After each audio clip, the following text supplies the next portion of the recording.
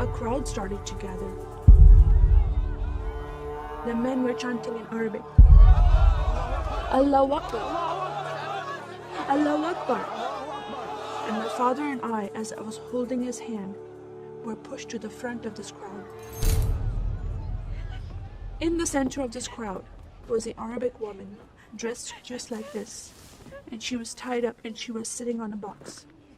Next to her was an Arabic man, and he did a traditional Islamic prayer on the floor. And he got up from the floor, and from his side, he pulled out this very long golden sword, and he beheaded the woman. My legs are shaking, and my heart is going fast.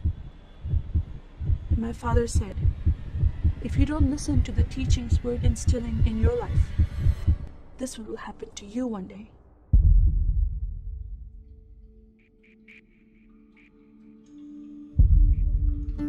I was born and raised in a small country by the name of Kuwait, a community of 98% Muslim population. 2 of my uncles are imams, and 1 is president of a mosque, where I would hear the call to prayer 5 times a day.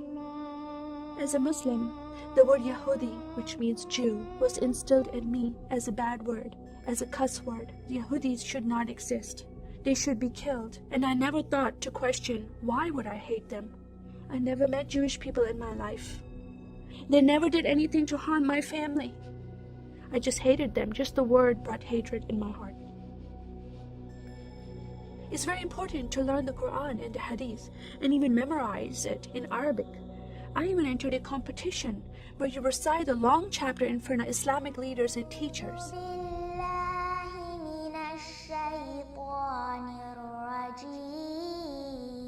And I came 2nd place. I thought I did a good job. But my father said, "No, that's not good enough." Most of my life for me, it was alone, by myself, broken person, in need of love from my family, but I never received it from them. I tried to experience this love from Creator God, from Allah. In my prayer times, I lifted up my hands and I cried out to Allah for help. Please have my father stop beating my mother. Please have my father stop beating me. But no help came.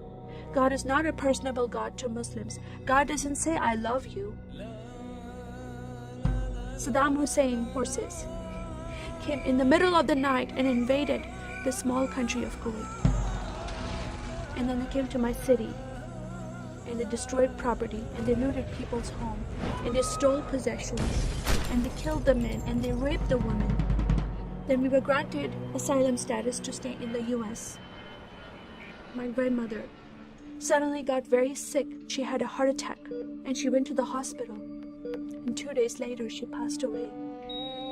I was devastated because I lost my best friend. And this lady approached me and asked me if I was okay. And I said, "No, Paula, my grandmother died." And I just started to cry again. At that moment, I was hurting so much, only crying helped. And Paula came to me and put her arms around me and she gave me a hug. And then she asked me a question.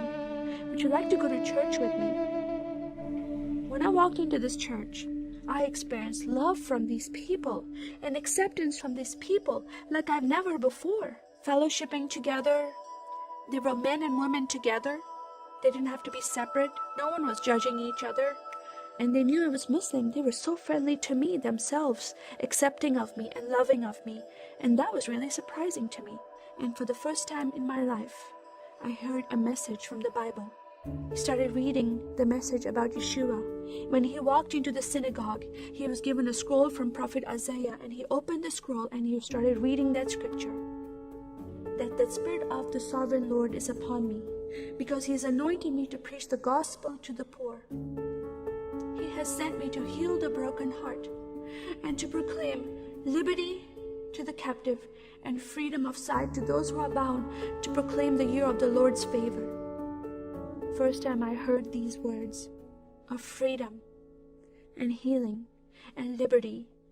I'm desperate to be freed from bondage. I was held captive in Islam and I wanted to be freed from that.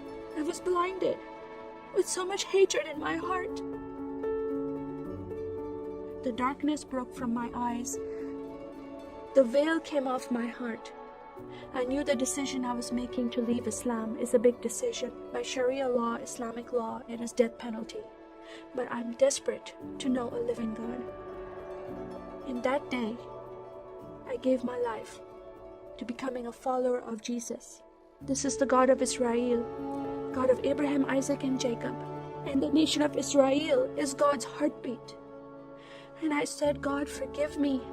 I did not know I hated your people. I love the Jewish people because it's their God, their Messiah that I'm following. And He told me to love them.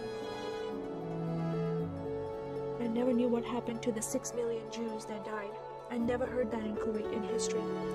Now that I met Holocaust survivors, I know their story, and I shared my story with them. Your God, your Messiah, changed my heart, giving His life for me, so I can have life everlasting. He rescued me. He saved me. He came and brought joy in my life again. And I'm a blessed woman.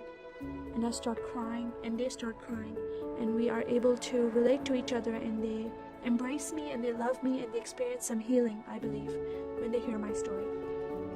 That is a privilege to have that in my life. I am one for Israel.